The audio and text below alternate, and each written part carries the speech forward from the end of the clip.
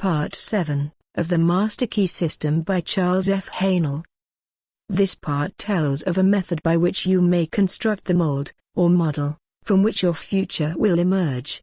It tells how you may make it grand and beautiful. It explains that you are not limited as to cost, or material, that no one can place any limitation on it but yourself.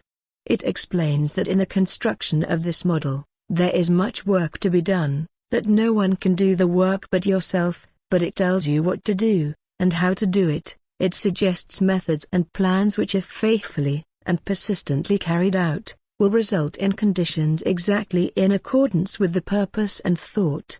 It tells of millions of faithful helpers, which will come to your aid, if you are faithful in your work, and it tells why some who are apparently faithfully endeavoring to realize their ideal seem to fail.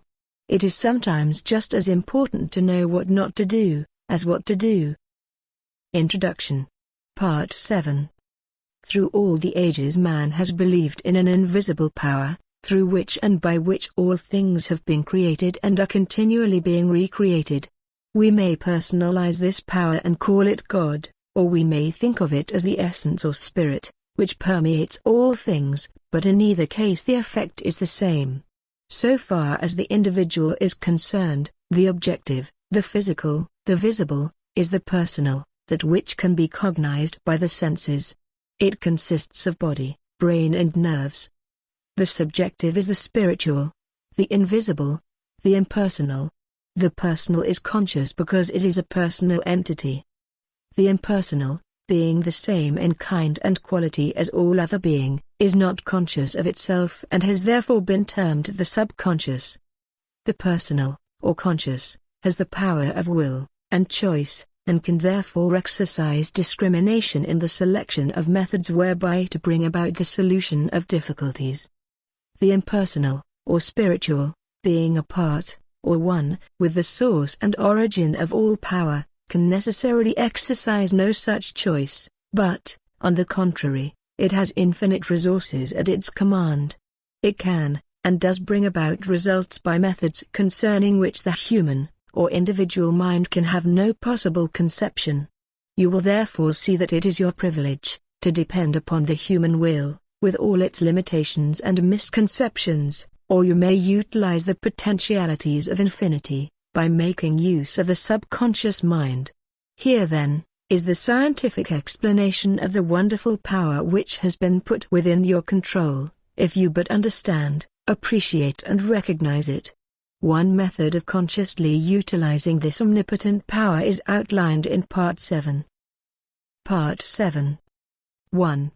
Visualization is the process of making mental images, and the image is the mold, or model which will serve as a pattern from which your future will emerge. 2. Make the pattern clear, and make it beautiful. Do not be afraid, make it grand. Remember that no limitation can be placed upon you by anyone but yourself. You are not limited as to cost or material. Draw on the infinite for your supply. Construct it in your imagination. It will have to be there, before it will ever appear anywhere else. 3. Make the image clear and clean-cut. Hold it firmly in the mind, and you will gradually and constantly bring the thing nearer to you. You can be what you will to be. 4. This is another psychological fact which is well known, but unfortunately, reading about it will not bring about any result which you may have in mind. It will not even help you to form the mental image, much less bring it into manifestation. Work is necessary, labor, hard mental labor, the kind of effort which so few are willing to put forth. 5. The first step is idealization. It is likewise the most important step, because it is the plan on which you are going to build. It must be solid, it must be permanent. The architect, when he plans a grand building, has every line and detail pictured in advance. The engineer, when he spans a chasm, first ascertains the strength requirements of a million separate parts. 6. They see the end before a single step is taken, so you are to picture in your mind what you want. You are sowing the seed, but before sowing any seed you want to know what the harvest is to be. This is idealization. If you are not sure, return to the chair daily until the picture becomes plain. It will gradually unfold. First the general plan will be dim, but it will take shape, the outline will take form, then the details, and you will gradually develop the power by which you will be enabled to formulate plans which will eventually materialize in the objective world. You will come to know what the future holds for you. 7. Then comes the process of visualization. You must see the picture more and more complete, see the detail, and, as the details begin to unfold, the ways and means for bringing it into manifestation will develop. One thing will lead to another.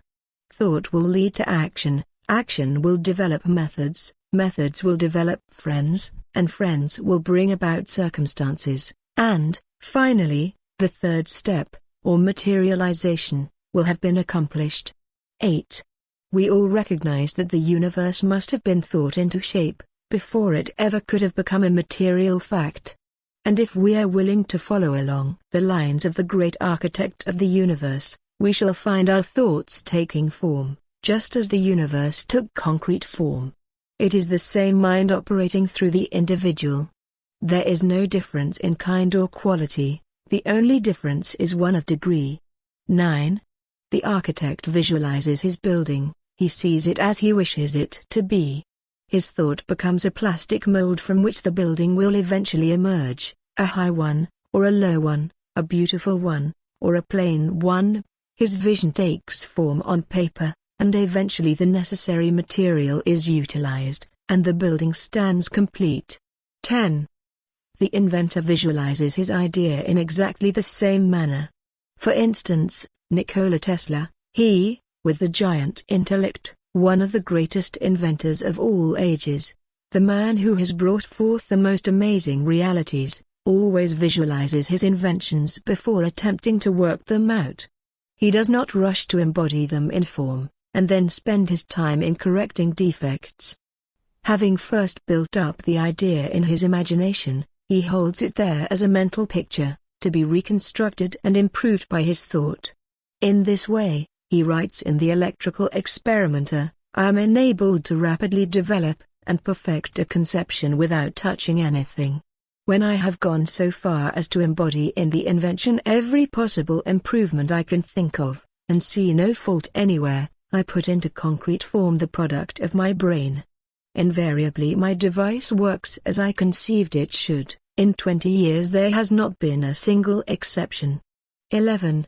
If you can conscientiously follow these directions, you will develop faith, the kind of faith that is the substance of things hoped for, the evidence of things not seen. You will develop confidence, the kind of confidence that leads to endurance and courage. You will develop the power of concentration which will enable you to exclude all thoughts except the ones which are associated with your purpose. 12. The law is that thought will manifest in form, and only one who knows how to be the divine thinker of his own thoughts can ever take a master's place and speak with authority. 13. Clearness and accuracy are obtained only by repeatedly having the image in mind. Each repeated action renders the image more clear and accurate than the preceding, and in proportion to the clearness and accuracy of the image will the outward manifestation be.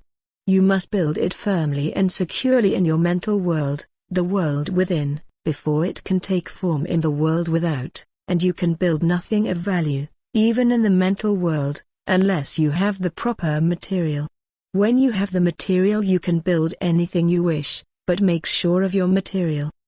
You cannot mix broadcloth from shoddy. 14. This material will be brought out by millions of silent mental workers and fashioned into the form of the image which you have in mind. 15. Think of it. You have over 5 million of these mental workers, ready and in active use, brain cells they are called. Besides this, there is another reserve force of at least an equal number, ready to be called into action at the slightest need.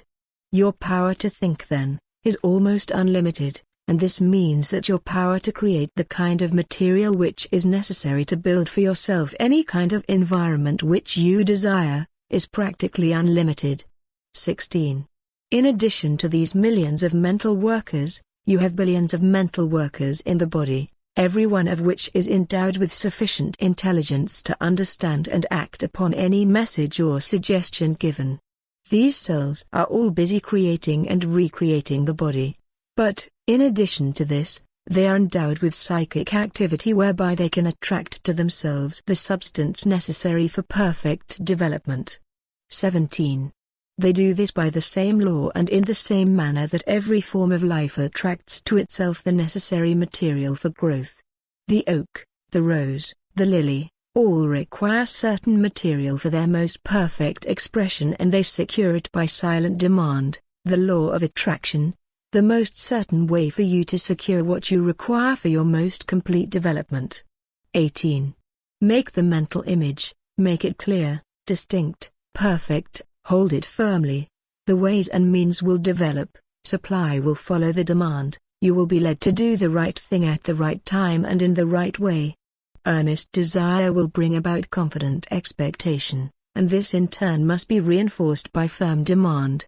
These three cannot fail to bring about to attainment, because the earnest desire is the feeling, the confident expectation is the thought, and the firm demand is the will, and, as we have seen, feeling gives vitality to thought and the will holds it steadily until the law of growth brings it into manifestation.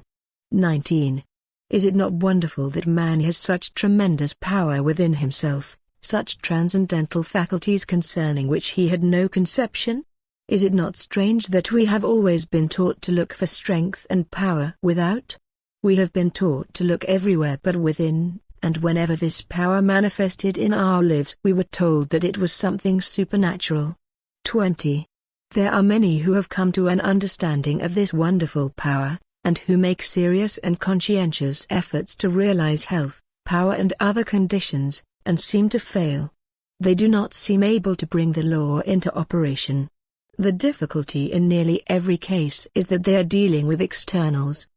They want money, power, health and abundance, but they fail to realize that these are effects and can come only when the cause is found. 21. Those who will give no attention to the world without, will seek only to ascertain the truth, will look only for wisdom, will find that this wisdom will unfold and disclose the source of all power, that it will manifest in thought and purpose which will create the external conditions desired. This truth will find expression in noble purpose and courageous action. 22. Create ideals only, give no thought to external conditions, make the world within beautiful and opulent, and the world without will express and manifest the condition which you have made within. You will come into a realization of your power to create ideals, and these ideals will be projected into the world of effect. 23. For instance, a man is in debt. He will be continually thinking about the debt, concentrating on it, and as thoughts are causes, the result is that he not only fastens the debt closer to him, but actually creates more debt. He is putting the great law of attraction into operation with the usual and inevitable result: loss leads to greater loss. 24. What, then, is the correct principle? Concentrate on the things you want, not on the things you do not want. Think of abundance, idealize the methods and plans for putting the law of abundance into operation. Visualize the condition which the law of abundance creates, this will result in manifestation. 25.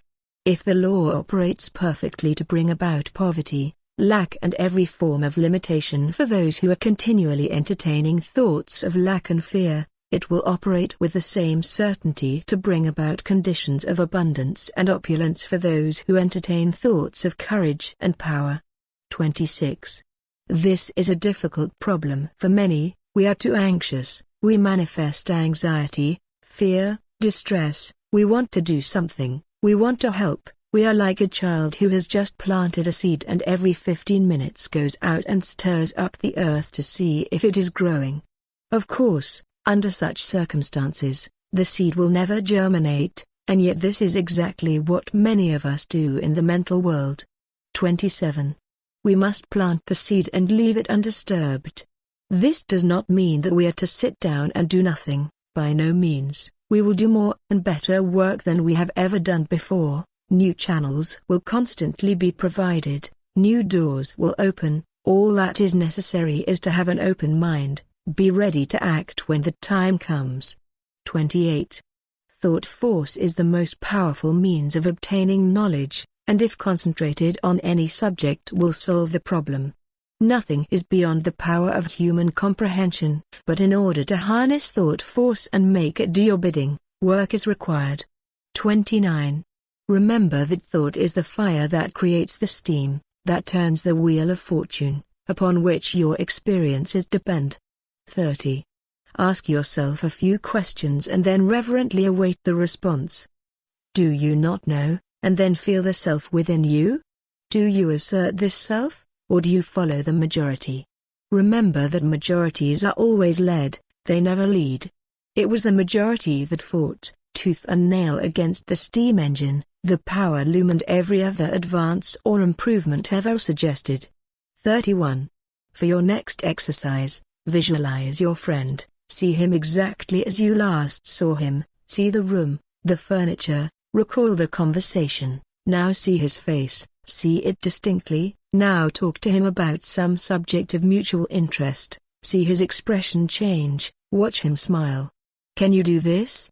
All right, you can. Then arouse his interest, tell him a story of adventure, see his eyes light up with the spirit of fun or excitement.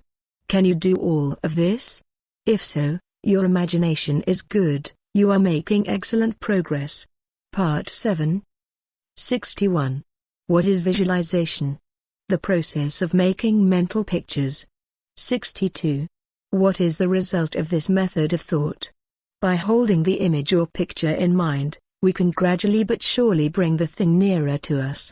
We can be what we will to be. 63. What is idealization? It is a process of visualizing or idealizing the plans which will eventually materialize in our objective world. 64. Why are clearness and accuracy necessary? Because seeing creates feeling and feeling creates being. First the mental, then the emotional, then the illimitable possibilities of achievement. 65. How are they obtained? Each repeated action renders the image more accurate than the former one. 66. How is the material for the construction of your mental image secured? By millions of mental workers. Brain cells they are called. 67. How are the necessary conditions for bringing about the materialization of your ideal in the objective world secured? By the law of attraction. The natural law by which all conditions and experiences are brought about. 68. What 3 steps are necessary in order to bring this law into operation? Earnest desire, confident expectation, firm demand. 69. Why do many fail? Because they concentrate on loss, disease and disaster. The law is operating perfectly. The things they fear are coming upon them. 70. What is the alternative? Concentrate on the ideals which you desire to see manifested in your life. Man is mind, and evermore he takes the tool of thought, and shaping what he wills, brings forth 1,000 joys, 1,000 ills. He thinks in secret and it comes to pass. Environment is but his looking glass. James Allen.